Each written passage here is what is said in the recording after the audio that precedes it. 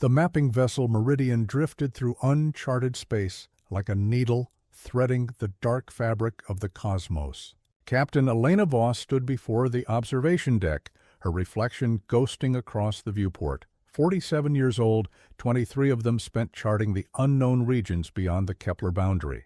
Her short gray hair and the fine lines around her eyes told the story of too many years under recycled air and artificial gravity. "Captain, you need to see this," came the voice of her navigator. "Chen." His tone carried that peculiar quality she'd learned to recognize over decades in deep space. The sound of a man trying very hard to stay calm. Elena turned from the window. "What have we got?" Chen's fingers danced across his haptic display, pulling data into the air between them in cascading ribbons of light. Planetary mass, 0.78 Earth standard, oxygen-nitrogen atmosphere.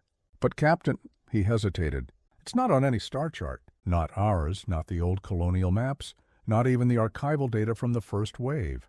"That's impossible," said Dr. Amira Kahale, the mission's lead xenogeologist, emerging from the lab corridor. She wiped her hands on her jumpsuit, a nervous habit from her days working with physical samples, though everything was digital now. "We've mapped this sector 3 times over." "Apparently not well enough," Lena said, studying the data. The planet hung there in the projection, serene and blue-green. Disturbingly familiar. "How close are we?" 4 hours at current velocity, Chen replied. "Get everyone to the bridge. I want a full briefing before we approach." Within 20 minutes, the entire crew of the Meridian had gathered in the tight confines of the bridge.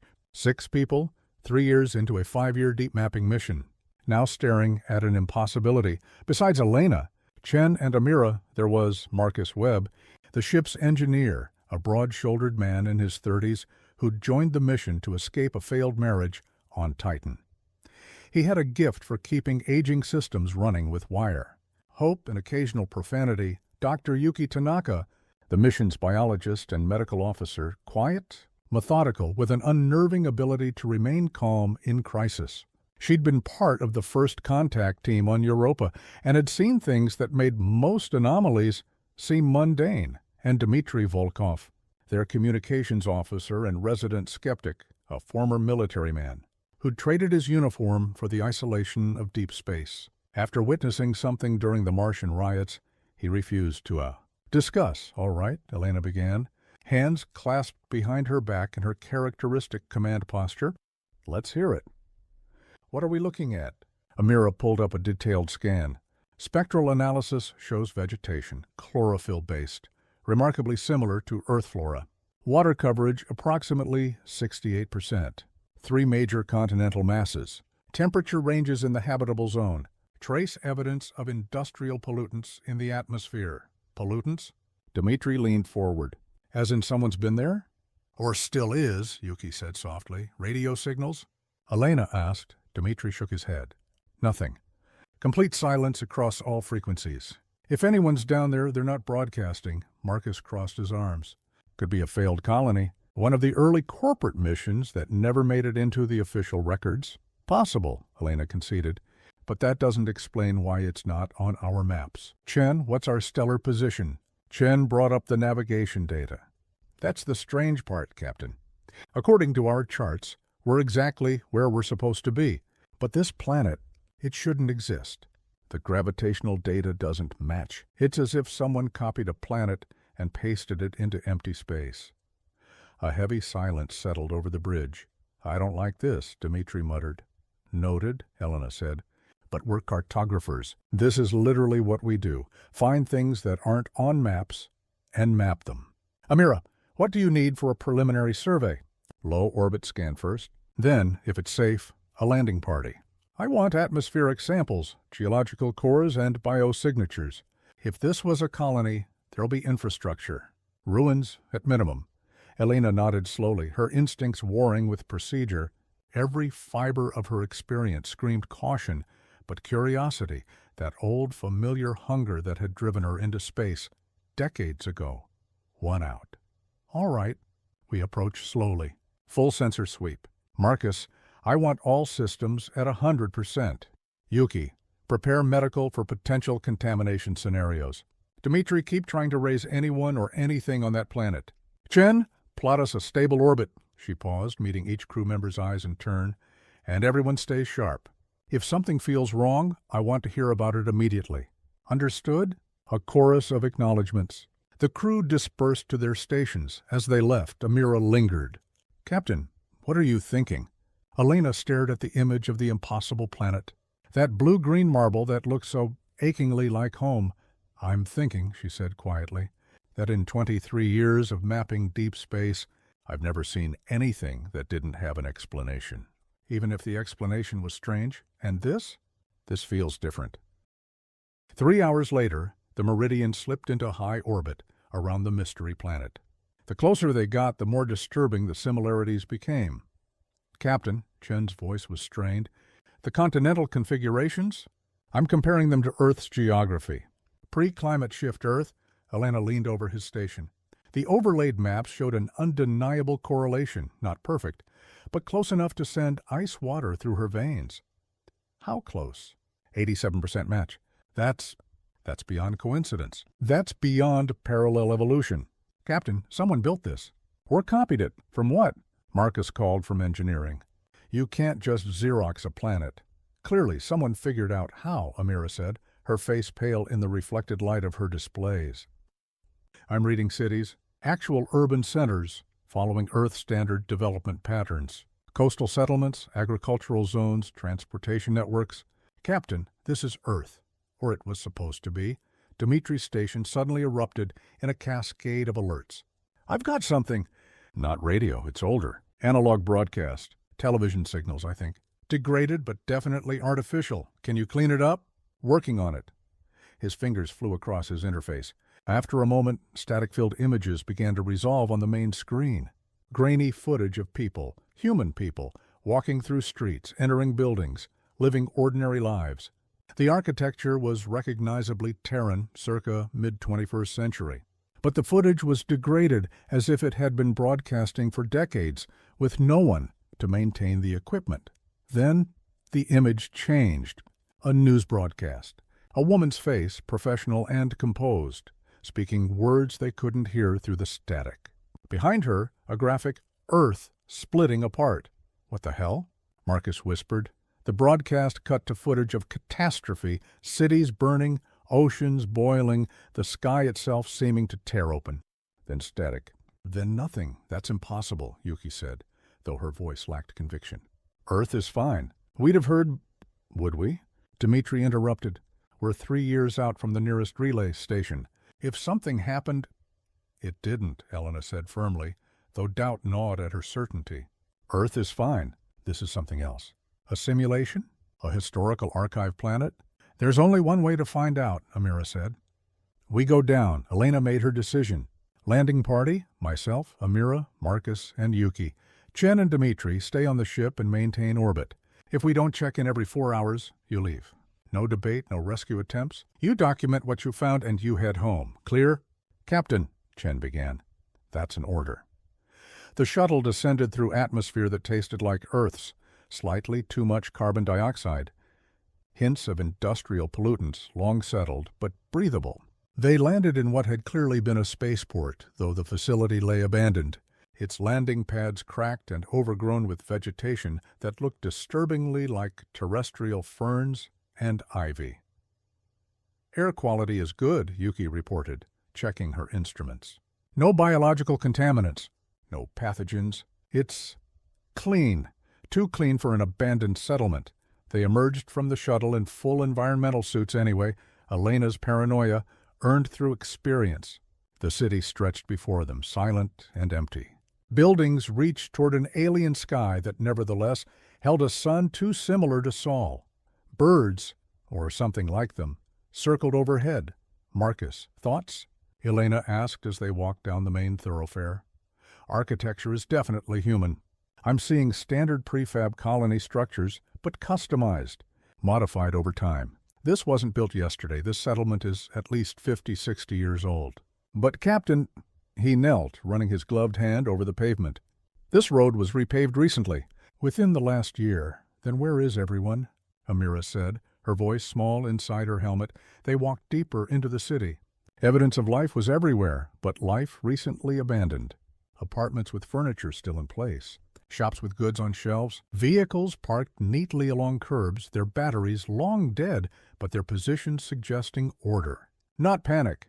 It was in the central plaza that they found it. Oh, God, Yuki breathed. 7 statues stood in a semicircle, each on its own pedestal, each rendered in bronze with painstaking detail, each wearing environmental suits identical to the ones the landing party wore. Captain Elena Voss, standing with her characteristic command posture, hands clasped behind her back, Dr. Amira Kahali, holding a sample case, Marcus Webb, one hand resting on a tool belt, Dr. Yuki Tanaka, her face serene and calm, and 3 others, Chen, Dmitri, and a 7th figure whose face Elena didn't recognize at first. "That's impossible," Marcus said, his voice strangled.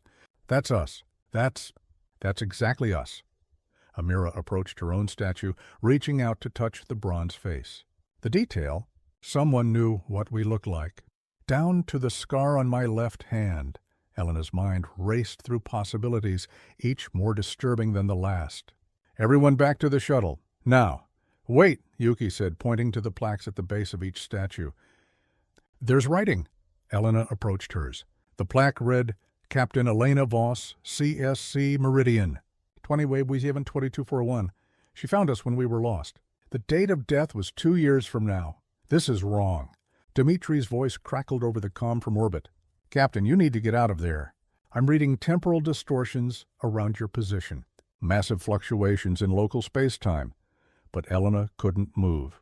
She stared at the 7th statue, the one whose face she hadn't recognized at first. Now she did. It was her. Not the Elena of today, but older, much older. The face was weathered, the posture still proud but weary. And the plaque read, "Captain Elena Voss, founder, 2187-2289. She brought us home 2 dates of death." 2 statues. Both her. "Captain!" Marcus grabbed her arm. "We need to move." A sound cut through the air, a low, resonant hum that seemed to come from everywhere and nowhere. The sky flickered like a damaged screen. For just a moment, Elena saw something else, another sky, red and dying, filled with ships fleeing a burning world. Then it was gone. And they were running. They made it back to the Meridian in record time. No one speaking, each processing what they'd seen. Back on the ship, in the relative safety of the observation deck, the crew assembled again, but this time the usual professional composure had cracked. "All right," Elena said, forcing her voice to remain steady. "What do we know?" "Facts only, no speculation. Fact," Amira began, her scientist's training providing an anchor in the chaos. "This planet is a near-exact replica of Earth. Fact, it contains a human colony that has been abandoned for approximately 3 weeks. Fact, there are statues of all of us, suggesting we're expected, or have been here before." "Fact," Yuki added, her calm finally showing cracks. "The temporal distortions are real. I've analyzed the data. Captain, the statue of you had 2 different death dates, 54 years apart, which is impossible unless—" Chen trailed off. "Unless time isn't linear here," Dmitri finished. "Or unless we're stuck in some kind of loop." Marcus slammed his fist on the console. This is insane. Planets don't just appear. People don't build statues of people they've never met. And you sure as hell don't get 2 different death dates unless one of them hasn't happened yet," Elena said quietly. Silence crashed over the bridge like a wave. "Chen," Elena continued, her mind moving at light speed through impossible scenarios, "show me our navigation data again. Every jump we've made since we left the Kepler boundary." The data blossomed across the main display. A 3-dimensional map of their journey. Each FTL jump represented by a bright line through folded space. "Now overlay it with our current position," Chen did. The lines twisted, bent, and then, "Oh no," he whispered. The journey hadn't taken them forward through space. It had taken them back. Or rather sideways. Each jump had been a fold, not just through distance, but through probability. Through the many worlds branching of quantum reality. "We're not in our universe anymore," Yuki said, the revelation hitting her like a physical blow. "That's why the planet isn't on our charts. That's why everything looks like Earth, but isn't. We've been sliding between realities with every jump." "How many?" Elena demanded. Chen worked frantically. 18. 18 different reality branches since we left Kepler, each one nearly identical to ours, but with small differences. Cascading differences, and this planet, Amira asked, is where we end up. Every time, every version of the meridian, every version of us, we all end up here eventually. Because someone wants us here, the ship's lights flickered.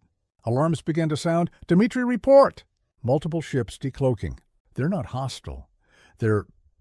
He stared at his screen in disbelief. They're us. They're all versions of the meridian. Elena rushed to the viewport.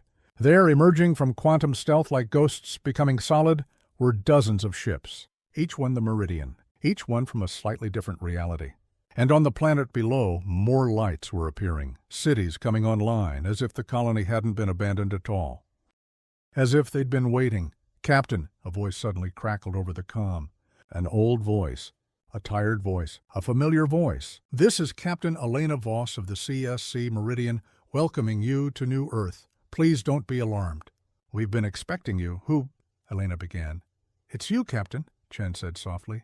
The biosignature matches. That's you, but old, the voice continued as if hearing their conversation.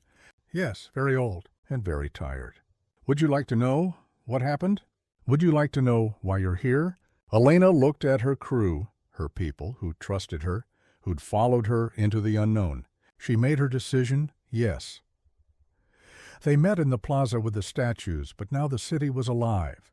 People moved through the streets, human people, thousands of them going about their lives. And standing before the 7 statues was an old woman in a wheelchair, attended by what appeared to be younger versions of the landing party. The old woman was Elena, or had been. Once I know what you're thinking, the founder said, her voice carrying the weight of decades. I thought the same thing 54 years ago when my meridian stumbled into this space and found a planet that shouldn't exist. When I saw statues of myself and my crew. When an even older version of me told me the truth, which is? Elena demanded, her hand instinctively moving to her sidearm. Earth is dying, Captain. Not today, not tomorrow, but soon. In your timeline, it hasn't happened yet. In mine, I watched it begin before we left.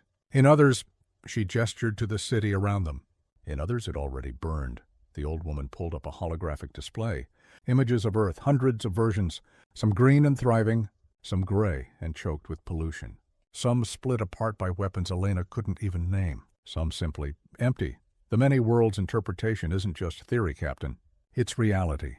Every quantum decision, every collapse of the wave function, creates a new branch, a new universe, and in nearly all of them, humanity makes the same mistakes. We fight, we consume, we destroy our own home. But not all, Amira said, understanding beginning to dawn. No, not all. In a few, a very few, we survive. We learn, we grow. But those successful Earths are rare, Captain, precious, and scattered across an infinite multiverse where most versions of humanity never make it, off their dying world. The founder wheeled herself closer, her eyes, still sharp despite their age, locking onto Elena's. So we built this place? A seed colony, a gathering point. Every version of the meridian that reaches this exact point in space, every quantum branch where the ship and crew exist, they all converge here. Because this is the one place we've managed to stabilize, a pocket universe where the branching can be observed, where we can reach back and pull survivors forward. You're kidnapping people from other realities, Marcus said. Horror in his voice. We're saving them, snapped a younger version of Marcus, standing at the founder's side. I've been here 15 years. I've seen my Earth die 100 different ways through the quantum telescope.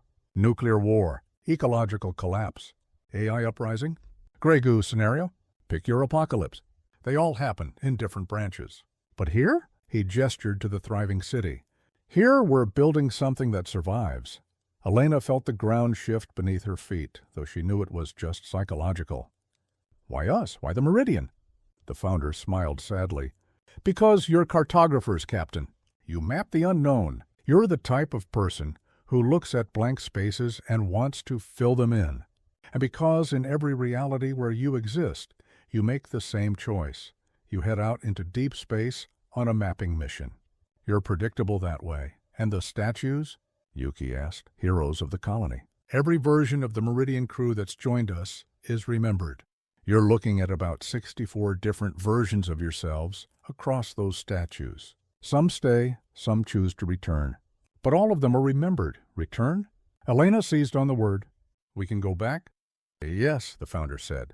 But why would you? Your Earth is dying, Captain. Maybe not today, maybe not for another decade, but it's coming. The data doesn't lie. Across 10,000 reality branches, the success rate for Earth's survival is 0.03%. Those aren't odds I'd bet on. Elena looked at her crew. She saw the doubt in their eyes, the fear, the temptation. A life here, safe, away from the dying world they'd left behind. It was seductive. What happens if we refuse? She asked. The founder's expression didn't change. Nothing. You go back through the quantum foam the same way you came. You return to your reality. You live your life. And in about 2 years, Captain, you die exactly where and when that statue says you do.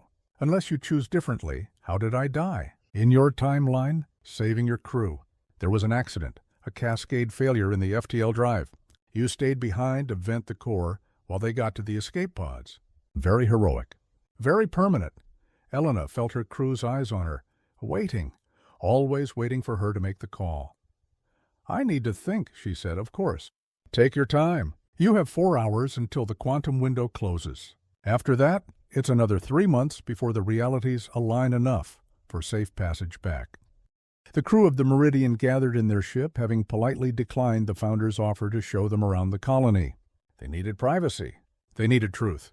Well, Dmitri said flatly, that's the most elaborate recruitment pitch I've ever seen. You think it's fake?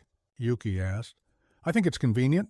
Planet appears out of nowhere, scary future predictions, and oh look, here's a nice safe colony where you can live forever. Sounds like a con. A con with 64 statues of us? Marcus countered. A con with quantum physics and multiple versions of the Meridian. That's a hell of a long game. She could be lying about Earth, Amira said quietly. We have no way to verify the timeline. For all we know, Earth is fine and will be fine. Or she's telling the truth, Chen said. And we're getting a chance no one else gets. Advanced warning and a way out. Helena had been silent through the debate, staring at her hands. The same hands she'd seen bronzed in that statue. The same hands that, in another timeline, had vented a reactor core and saved these 5 people at the cost of her own life. What are you thinking, Captain? Yuki asked softly. I'm thinking, Elena said slowly, about all the choices we make, about how different those statues were. 64 versions of me, and I'm betting each one made a slightly different choice at this exact moment. Some stayed, some left. Each one thought they were doing the right thing. Which one was? Marcus asked. Maybe all of them, maybe none of them. She looked up, meeting each crew member's eyes. Here's what I know. I'm a cartographer. I map things. And what the founders showed us isn't a map. It's a prophecy. She wants us to believe there's only one path forward, one safe harbor in the storm. But that's not how maps work. Maps show you options, possibilities. Captain, Amira began, I'm not finished. I also know that I didn't spend 23 years in space just to run away when things got difficult. Yes, Earth might be dying. Hell, it probably is, in some form or another. Climate change, resource depletion, human stupidity, pick your poison. But that doesn't mean we abandon ship. It means we fight harder. She stood, her command presence filling the small space. I've made my decision. I'm going back. I'm going to take everything we've learned here. The quantum navigation data, the proof of multiple realities, the warning about Earth's future, and I'm going to use it. Maybe we can't save every version of Earth, but we can sure as hell try to save ours. Even if it kills you? Dmitri asked. That statue had a date, Captain. Statues can be wrong. And more importantly, I'd rather die trying to save my world than live safely while it burns. She paused. But that's my choice. Each of you needs to make your own. The silence that followed was profound. Finally, Chen spoke. I'm with you, Captain. My family's on Earth. I'm not abandoning them based on a probability. I'm in, Dmitri said. Never trusted perfect solutions anyway. Marcus stood. You'll need an engineer to keep the ship running on the way back. Yuki nodded. And a medical officer when you inevitably do something heroically stupid. That left Amira, who sat with her head in her hands. When she looked up, tears streaked her face. My sister is on Mars, she said. Her kids. They're in the colonial domes, and if Earth goes, Mars goes too. The supply chain, the food, the air, it all depends on Earth. I have to try. Even if it's hopeless, I have to try. Elena felt something break inside her chest. Relief, pride, love for these stubborn, brave idiots who'd follow her into hell itself. Then, it's decided. We leave in 2 hours. Chen plot us a course back through the quantum foam. Marcus, I want every system checked and double-checked. Everyone else, pack up. We're going home. They were preparing for departure when the founder arrived at the airlock, alone this time. I had hoped you'd stay, she said to Elena. I know. You're making a mistake. Maybe. Or maybe every version of me that stayed made the mistake. The old woman smiled, sad and knowing. I said the same thing 54 years ago. Then I watched my Earth die from a distance, too far away to help, close enough to see every horrible detail. Is that really what you want? No, Elena admitted. I want to save them. All of them. Every version of Earth across every reality. But I can't. So I'll settle for saving mine. The drive accident that kills you, the founder said quietly. It happens during an emergency FTL jump. You're trying to outrun a solar flare, running the drive beyond safe parameters. The containment fails. You die, buying your crew 18 seconds, just enough time to reach the pods. How do you know? Because I was there. I watched you die. Watched myself die. A different me, from a reality that branched off 6 months before mine did. She made it here, wounded, dying, and lived just long enough to tell me what happened. The founder reached into her pocket, pulled out a data chip.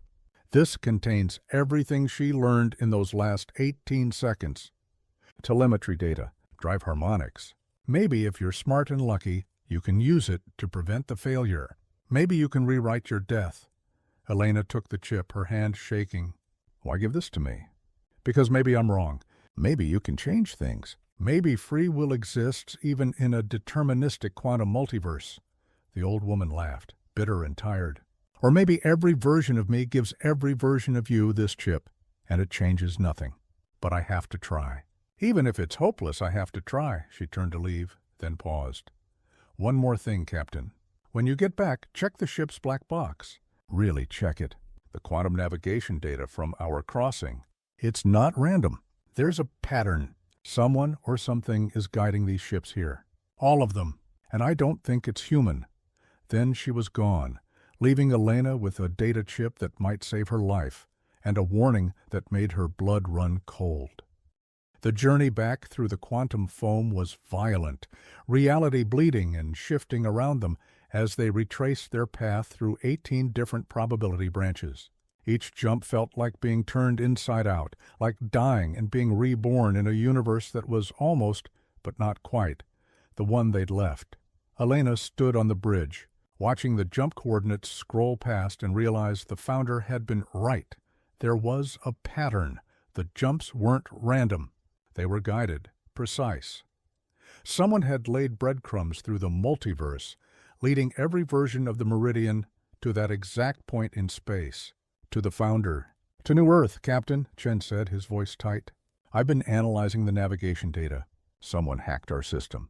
Years ago, before we even left Kepler Station, the course corrections, the random mapping assignments, they were all designed to bring us to that planet. Who? Marcus demanded. I don't know. But, Captain, there's more. I checked our cargo manifest against the original. We're carrying something we didn't load. Bay 7, it's been shielded from scans, but now that I know to look for it, they rushed to the cargo bay. Behind sealed doors, they found it, a quantum beacon, ancient and alien, humming with power that predated human civilization by millennia. What the hell is that? Dmitri whispered. Yuki ran her scanner over it, her face going white. It's a quantum lure. It broadcasts across realities, drawing specific targets, specific quantum signatures. Captain, this thing is calling to the meridian. Every version of the meridian across every reality, drawing us all to one place. The founder said someone was guiding the ships, Amira said. What if she doesn't know? What if whoever built New Earth doesn't know they're being used? What if that colony isn't a sanctuary, it's a collection point? For what? Marcus asked, though his face suggested he didn't want to know the answer. Elena stared at the beacon, understanding crystallizing like ice in her veins. For us. For humans. Someone's gathering us. Every viable timeline, every successful branch of humanity being funneled into one reality, one planet. Like, she struggled for the words, like collecting specimens. We have to warn them, Chen said. We have to shut this thing down first, Marcus countered. If we don't, we'll just lead more ships there. Elena made her decision in seconds. Dmitri, send a quantum message to the founder. Tell her about the beacon. Warn her. Marcus, prep the beacon for jettison. We're dumping it in deep space, as far from any jump lane as possible. Chen, get us home, full burn. I want to be back in mapped space in 48 hours. As they jumped away from the impossible planet and its too familiar colony, Elena watched it dwindle in the viewport. Somewhere down there, an old version of herself was warning the next crew. And the next, and the next, an infinite chain of Elenas, all making their own choices, all trying to save their own worlds. She pulled out the data chip the founder had given her. The knowledge that might save her life. The warning about the drive failure. For a long moment she considered throwing it away, refusing the prophecy, choosing ignorance over foreknowledge. Then she slipped it into her pocket. Maybe free will existed, maybe it didn't, but she'd be damned if she didn't try. Captain, Yuki said softly, standing beside her, do you think we made the right choice? Elena thought about the statues, about the 64 versions of herself, each making different decisions, about the old woman in the wheelchair who'd lived a long life of safety while her world burned. I don't know, she admitted. But it's the choice we made, and we'll live with it, for however long we have. The meridian jumped, reality folding around them, carrying them home to a universe that might be dying, might be saved, might be neither and both. Behind them, in a pocket, reality stabilized by technology no human understood, the founder watched them go, knowing they'd be back. Or another version of them would.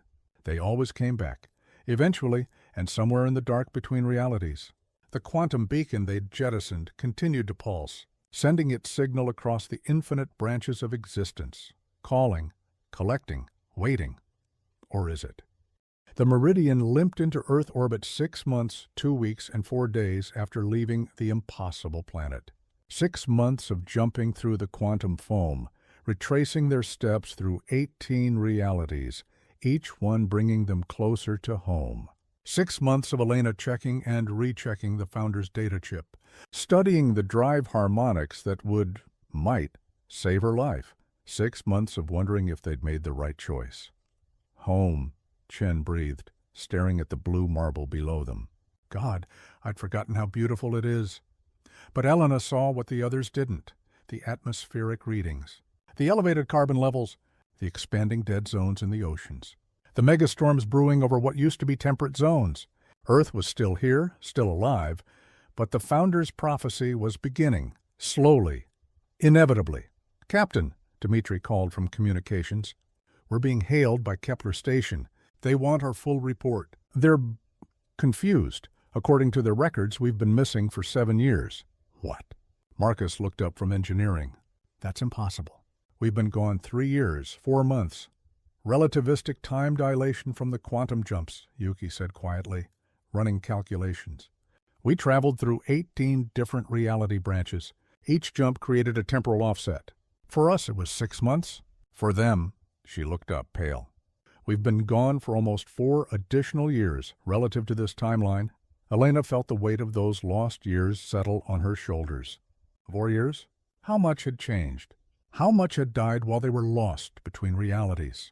Get me a line to Earth Command, she ordered. There's Priority Alpha. Tell them we have critical information about multiversal incursion and alarms shrieked across the bridge. Drive containment failure, Marcus shouted. Core temperature spiking. Captain, it's happening. The cascade failure. It's exactly like the data chip said. This was it. The moment the founder had warned her about. The moment that killed her in another timeline. But Elena had studied that data chip for 6 months. She'd run simulations. She'd prepared everyone to escape pods. Now, she ordered, her voice calm despite her racing heart. Captain, Chen began. That's an order. Marcus, give me helm control and get out. I'm not leaving you. Marcus shouted back. "You don't have a choice." Elena was already at the engineering console, her fingers flying across the interface. The Founder's data showed her exactly what to do. A careful dance of venting plasma, rerouting power, buying those critical 18 seconds for the crew to escape. But Elena had spent 6 months finding another way. "Marcus, remember that modification you made to the emergency coolant system? Back on Titan?" His eyes went wide. "That was theoretical. I never tested." "Test it now. Reverse the polarity on the magnetic containment and flood the core with liquid helium. It'll either stabilize the reaction or we'll all die 3 seconds faster. Either way, we're not abandoning ship." For a heartbeat, Marcus stared at her. Then he grinned, that reckless, beautiful grin she'd seen 100 times when he solved an impossible problem. "You're insane, Captain. Chen, reroute all auxiliary power to the coolant pumps. Dmitri, override safety protocols. Yuki, Amira, magnetic containment to my station." The ship screamed around them, metal groaning, systems failing. The core temperature reached critical. Red lights bathed the bridge. And then Marcus slammed his hand down on the emergency release. Supercooled helium flooded the reactor core at temperatures that would crack ordinary metal. The magnetic containment wobbled, held, wobbled again, and stabilized. The alarms cut off. The lights flickered back to green. The meridian stopped dying. Silence filled the bridge, broken only by 6 people breathing hard, alive. "Together." "Well," Dmitri finally said, "I guess statues can be wrong."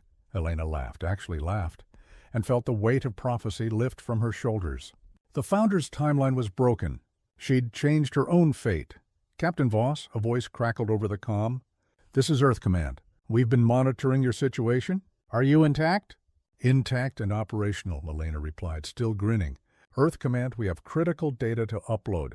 Information about quantum navigation, multiversal convergence, and a potential first contact scenario. You're going to want to see this."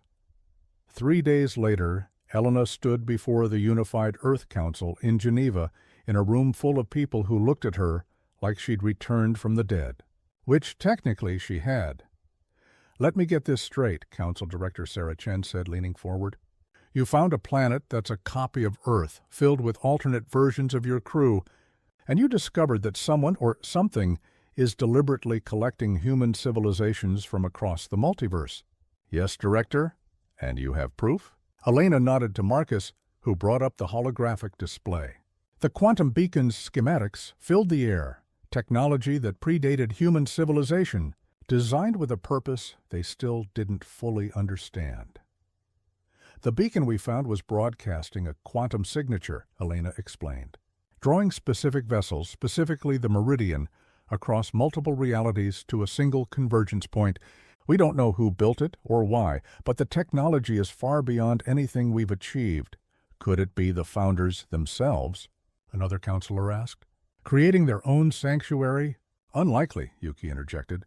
"The technology predates the colony by centuries, possibly millennia. The Founders found that planet and built their society there, but they didn't create the collection mechanism. Someone else did. Someone older? And you're suggesting this same mechanism might be drawing other species?" Director Chen's face was grim. "Other civilizations? It's possible," Amira said. "The quantum beacon wasn't calibrated specifically for humans. It was calibrated for technological species reaching a certain development threshold. Spaceflight capability, quantum navigation. We might not be the only ones being collected." The room erupted in overlapping conversations. Elena let them process, let them argue, let them deny. She'd done the same thing 6 months ago. Finally, Director Chen raised her hand for silence. "What do you recommend, Captain Voss?" Elena had been preparing this answer since the moment they left the impossible planet. "3 things, Director. First, we establish a quantum monitoring network. If more ships are being drawn to that convergence point, we need to know. Second, we reverse engineer the beacon technology. If someone's collecting us, we need to understand how and why. And third," she paused, meeting the Director's eyes, "we need to consider the possibility that the Founder's prophecy about Earth is correct. Not as inevitability, but as warning. We have a chance to change our timeline, to be one of the successful branches. But only if we act now." "You're talking about radical environmental reform," another counselor said. Economic upheaval. Social transformation. I'm talking about survival, Elena replied. I've seen the data. I've seen timelines where we failed, where Earth became uninhabitable, where humanity scattered into the stars as refugees. We have a choice. We can become one of those failed timelines, or we can be different, better. Director Chen studied her for a long moment, then nodded slowly. Very well, Captain. You'll have your monitoring network and your research team for the beacon. As for the rest, she looked around the council chamber, that's a longer conversation. But Captain Voss, I want you to lead the quantum navigation project. You and your crew, you've been there. You've seen what we're dealing with. If anyone can make sense of this, it's you, Elena saluted. Understood, Director. As she left the chamber with her crew, Chen caught her arm. Captain, one more thing. That modification your engineer made to the drive system, the one that saved your lives? Yes? We need that on every ship in the fleet. Yesterday. If drive failures can cascade like that, we're one malfunction away from losing crews all across explored space. Elena smiled. Marcus is already writing the technical specifications. Good. Chen squeezed her arm. Welcome home, Captain. We've missed you. 2 months later, the crew of the Meridian stood in what had once been a radio telescope facility in the Chilean Andes, now converted into humanity's first quantum observatory. Arrays of exotic sensors stretched across the valley, each one calibrated to detect the subtle distortions that indicated quantum boundary crossing. Readings stable, Chen reported from his console. We're tracking 17 distinct quantum signatures across the observable multiverse. Most are background noise, natural quantum fluctuations. But these three, he highlighted them on the display. These are artificial, deliberate. More beacons? Amira asked. Or more ships answering the call, Yuki said softly. Look at the trajectories. They're all heading toward the same convergence point. The impossible planet. Elena watched the tracks, feeling a chill run down her spine. More crews. More versions of desperate humanity, seeking sanctuary in a pocket universe that might be a trap. Can we warn them? Marcus asked. We've tried, Dmitri said. Quantum communication across reality branches is complicated. We're getting signal degradation of 99%. By the time any message reaches them, it's just noise. So they'll arrive, see the statues, meet the founders, and have to make the same choice we did, Elena said. Not knowing about the beacon. Not knowing they're being collected unless we go back, Chen said quietly. Everyone turned to look at him. What? Marcus said. You want to return to that place? Not permanently, Chen clarified. But someone needs to warn the new arrivals. Someone needs to tell them the truth, and he pulled up another set of data. I've been studying the quantum navigation logs. Captain, there's something else. The pattern isn't just drawing ships to one location. It's drawing them at specific intervals. Every 18 months, another ship arrives. Like clockwork, like a harvest, Yuki finished, her voice barely audible. The word hung in the air, heavy with implication. A harvest for what? Amira whispered. Before anyone could answer, alarms began to sound across the observatory. Captain! Chen shouted. Massive quantum distortion. Multiple ships emerging. Not at the convergence point. Here! They're appearing in Earth orbit. Helena's blood turned to ice. How many? 6, 8, 12. Captain, they're still coming. All broadcasting the same signature as the beacon we found. On the main display, ships began to materialize in Earth orbit. Ships of designs Elena had never seen. Ships that weren't human. And then she understood. The beacons weren't just collecting humanity. They were collecting everyone.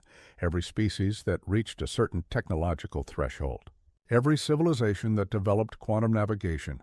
All being drawn to convergence points across the multiverse, gathered like specimens in a cosmic collection. But collection for what purpose? Her communicator chirped.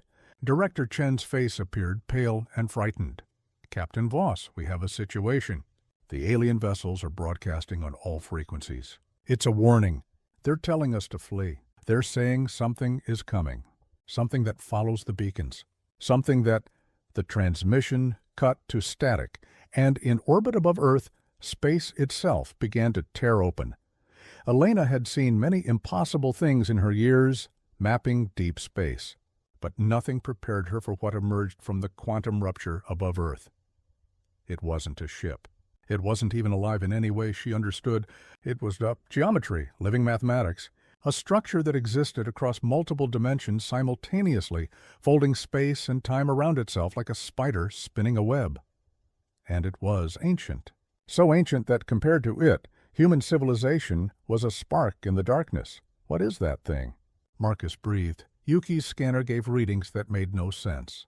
It's everywhere. It exists in our reality and dozens of others at the same time. Captain, those quantum beacons, they weren't drawing ships to a collection point. They were marking them, tagging them. And now? Now the collector has come to gather its harvest, Elena finished. Understanding crystallizing with terrible clarity. The alien ships in orbit were fleeing, vanishing back into the quantum foam as fast as they'd arrived. But some weren't fast enough. Elena watched in horror as one vessel, sleek and silver, utterly unlike human design, was caught in the geometric entity's field. The ship didn't explode or break apart. It simply unfolded, transformed, its matter and energy reorganized into patterns that hurt to look at, then absorbed into the entity's impossible structure. "It's eating them," Dmitri whispered. "It's eating entire civilizations," Elena's mind raced. The Founders, the impossible planet. 64 versions of her crew, all gathered in one place. Not a sanctuary.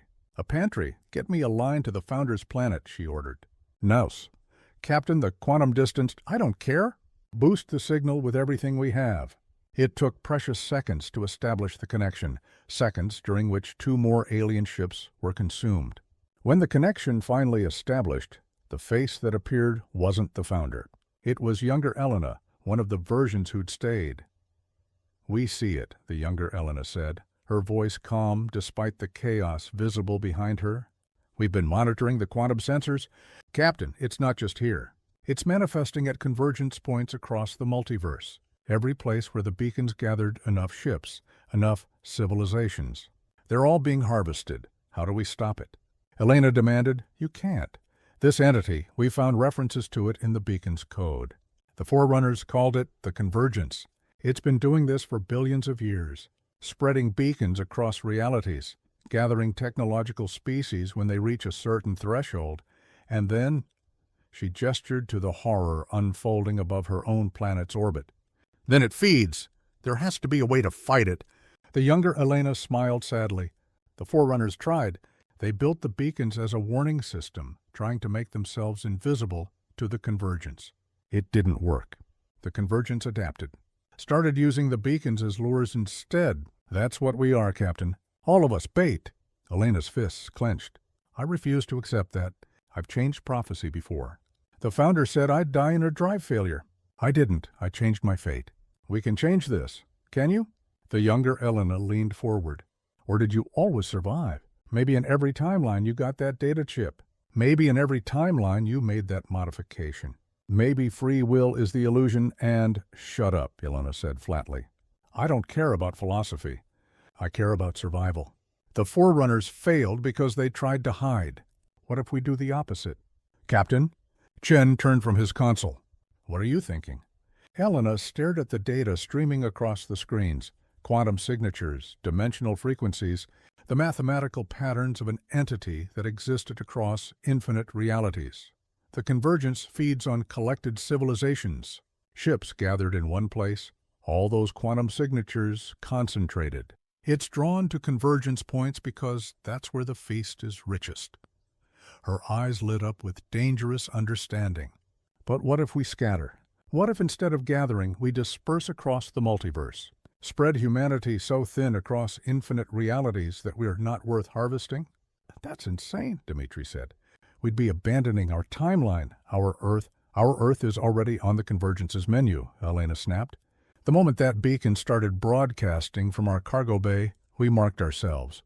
But if we can learn to navigate the quantum foam deliberately, if we can teach every ship, every colony, every human outpost how to slip between realities—" She turned to her crew. "We can become ghosts, present everywhere and nowhere. Too scattered to harvest." Amira's eyes widened. "The Convergence exists across multiple dimensions, but it's still finite. It can't be everywhere at once. If we spread across infinite branches, it would be like trying to catch smoke, Yuki finished. Captain, it could work. It would mean the end of centralized human civilization, but we'd survive, Lena said. In fragments, across infinite realities, all was moving, never gathered enough to be worth the convergence's attention. A diaspora of humanity scattered across the multiverse. She looked up at the entity consuming ships above Earth, then back at her crew. Get me every quantum physicist, every engineer, every navigator in the fleet. We have maybe hours before that thing finishes with those alien ships and comes for us. We need to teach humanity how to run, how to hide, how to survive in the spaces between realities. Marcus stood. I'll start modifying the drive systems. If we can teach other ships to make deliberate quantum jumps. Chen, you coordinate with the observatory, Elena continued. Map every safe reality branch you can find. We need escape routes. Yuki, work with the xenobiologists. See if any of those alien ships survived. See if they know anything we don't. Amira, you're with me. We need to design a protocol for scattering. A way to keep human civilization connected, even when we're spread across infinite timelines. Captain, Dmitri said quietly. What about the people who don't want to run? What about Earth? Elena looked down at the planet below, the world she'd spent her life exploring from, returning to, loving despite its flaws. We give them a choice, she said. We can't force anyone to flee, but we can give them the option, the knowledge, the ability to scatter if they choose. She smiled grimly. Besides knowing humanity, some of us will stay and fight, even if it's hopeless, even if the smart move is to run. Like you? Yuki asked. Like me. The Quantum Observatory had transformed into mission control for humanity's greatest diaspora.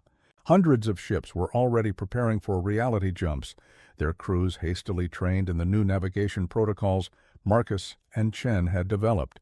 It wasn't perfect. They'd lose some ships to bad jumps, to quantum instability, to the million things that could go wrong when you tried to teach an entire species to slip between realities in 3 hours. But it was a chance. Elena stood at the observation window, watching the convergence entity slowly consume its way through the alien ships. It had ignored Earth so far. The human quantum signature was still small, still developing. They were the appetizer, not the main course. But that would change soon. Captain, Director Chen appeared on her communicator. We're getting volunteers for a last stand. Fleet ships willing to stay, to fight, to buy time for the evacuation. How many? 47 vessels, including most of the military fleet. Elena closed her eyes. 47 ships full of people who'd chosen to stand rather than run, who'd chosen to give humanity a chance to escape, even at the cost of their own lives. Tell them. Her voice caught. Tell them I'm proud to serve with them, Captain, about that. Chen's face was serious. The fleet wants you to lead the diaspora. You're the one who figured this out. You should be the one who... No, Elena said firmly. My place is here. The Meridian will be one of the last stand ships. Elenum, Chen used her first name, a rarity. You can do more good out there, leading the scattered colonies, teaching them to survive. You've already changed your fate once. Do it again. Elena looked at her crew, Marcus checking drive systems, Chen plotting escape routes, Yuki analyzing xenobiological data, Amira designing the diaspora protocols, Dmitri coordinating the massive communication effort. Her people, her family, what do you think? She asked them. Marcus looked up from his console. I think the captain goes down with her ship. That's tradition. I think tradition is stupid when survival is at stake, Yuki countered. Captain, Marcus is right that someone needs to coordinate the last stand. But it doesn't have to be you. The director is right, Amira added softly. You're the cartographer, the one who maps new territories. Out there, across infinite realities, humanity is going to need maps. Need someone who can chart the multiverse. That's you. Elena felt the weight of command settle on her shoulders one more time. The hardest command, the order to abandon her post, to survive while others died, to lead from safety while people fought and fell. All right, she said quietly. Dmitri, you're in command of the Meridian for the last stand. Pick your crew, volunteers only. Marcus, finish the drive modifications and then you're coming with me. Chen, Yuki, Amira, you three as well. We're taking a shuttle and heading for the diaspora fleet. Captain, Dmitri began. "That's an order, Commander Volkov." Elena met his eyes. "You wanted to die for something meaningful? Here's your chance. Buy us time. Give humanity a future. Can you do that?" Dmitri straightened, came to attention. "Yes, Captain. It's been an honor serving with you. The honor was mine." They saluted each other, knowing it was goodbye. The shuttle detached from the Meridian 30 minutes later, carrying Elena and the core of her crew toward a small scout ship at the edge of the system, one of hundreds preparing to scatter across the multiverse. Below them, Earth coordinated the greatest evacuation in history. Not everyone would leave. Billions chose to stay, either unable or unwilling to abandon their world. But millions were fleeing, spreading across colony ships and stations, each one preparing to make quantum jumps into different reality branches. The plan was elegant in its simplicity: scatter so widely across the infinite branches of the multiverse that humanity became impossible to harvest.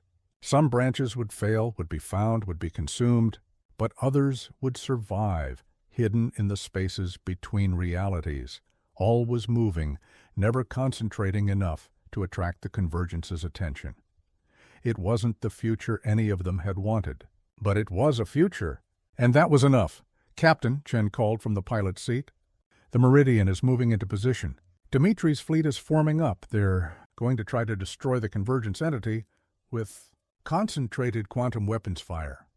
Elena watched through the viewport as 47 ships arranged themselves in a pattern she recognized: a standard fleet engagement formation designed to concentrate firepower on a single target. It wouldn't work. She knew it wouldn't work. The Convergence existed across too many dimensions to be destroyed by conventional weapons, but it might buy time. "They're firing," Marcus said softly. Quantum torpedoes and energy beams lanced across space, converging on the geometric entity. For a moment, just a moment, the Convergence's impossible structure flickered, distorted, as if irritated by the attack. Then it responded. Space itself twisted around the fleet. Ships didn't explode. They transformed, unfolded, their matter and energy reorganized into patterns that served the Convergence's unknowable purpose. The Meridian lasted longer than most, its modified drive systems giving it a few extra seconds of resistance. Then it, too, was gone. Dmitri was gone. 47 ships, thousands of people, all transformed into food for an entity that had been feeding on civilization since before Earth's sun was born. Elena felt tears on her face, but didn't wipe them away. "Jump initiated," Chen said quietly. 3, 2, 1. Reality folded around them, and they slipped sideways into another universe. And another, each jump taking them further from the Earth they knew, deeper into the infinite branching of the multiverse. Behind them, across multiple realities, humanity scattered like seeds on the wind. Some would fall on barren ground, some would take root and grow, and maybe, just maybe, some would remember the world they came from, the people who died to give them a chance, and the captain who'd mapped a path through impossible space. The small colony ship New Meridian drifted through the quantum foam, slipping between realities like a ghost. Aboard, 300 survivors from a dozen different timelines worked together, building something new, something scattered, something that refused to be harvested. Captain Elena Voss stood on the observation deck, now truly gray-haired, watching the colors of folded space-time paint impossible patterns across the viewport. In her hand, she held the data chip the Founder had given her, the warning that had saved her life, changed her fate, set all of this in motion.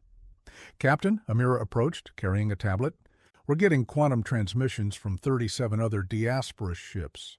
They're sharing navigation data, survival strategies, location of habitable reality branches. It's working. We're building a network across the multiverse." "Good," Elena smiled. "How many people have we saved?" 15 million at last count, scattered across nearly 200 reality branches. "Not enough, but it's a start." Elena turned from the viewport. "And Earth?" Amira's expression darkened. "Multiple timelines report convergence manifestations. Some Earths evacuated successfully, others chose to stay, and fight. Most of those are gone now. Most. Not all?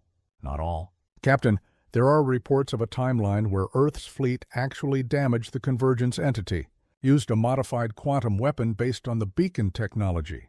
It didn't destroy it, but it drove it away. That Earth is still there, still fighting. Helena felt hope kindle in her chest. Send them our data. Everything we've learned about quantum navigation, reality branching, survival in the foam. Maybe they can do what we couldn't. Maybe they can find a way to actually fight these things. Already done. Captain, they stood together in silence. Two women who'd seen their world end and refused to accept it. Who'd chosen to scatter rather than stand. Who'd traded one reality for infinite possibilities. Do you think we made the right choice? Amira finally asked. Elena thought about the statues on the impossible planet, about the 64 versions of herself, each making different decisions, about the founder who'd lived in safety while her world burned, about Dmitri and the fleet who'd died buying time for others to escape. I don't know, she admitted, but I know we made a choice, and we're living with it. That's all anyone can do. The new Meridian jumped again, slipping into another reality, another universe where humanity might survive. Behind them, across infinite timelines, millions of scattered humans did the same. Some would be found, some would fail, but some would endure, and in the endless branching of the multiverse, that was enough. That was victory.